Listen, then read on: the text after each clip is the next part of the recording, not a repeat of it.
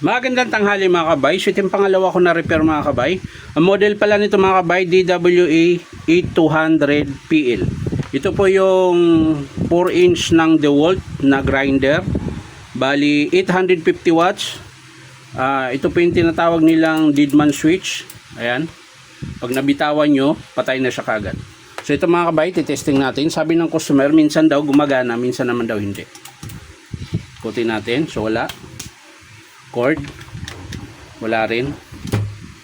So bubuksan natin mga kabay. Tingnan natin kung bakit ayaw gumana.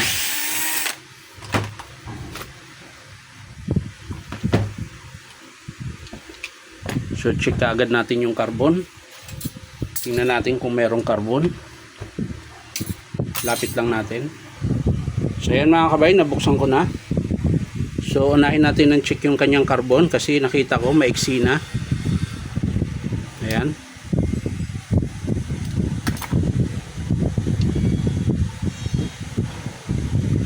O yun o mga kabay o. Pakita ko sa inyo. Ayan po.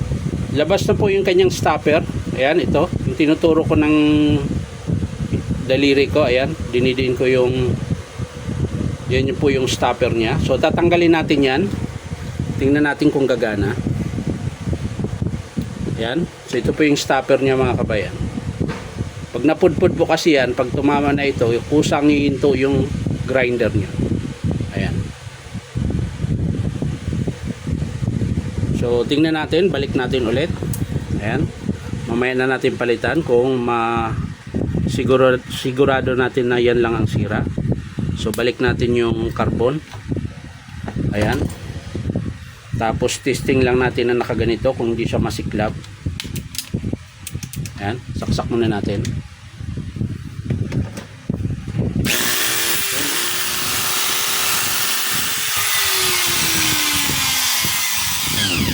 So hindi lang po carbon ang problema mga kabay. Malakas po yung siklab niya, maaaring may tama yung armature. So tanggalin natin yung carbon. Ayan, kabila din.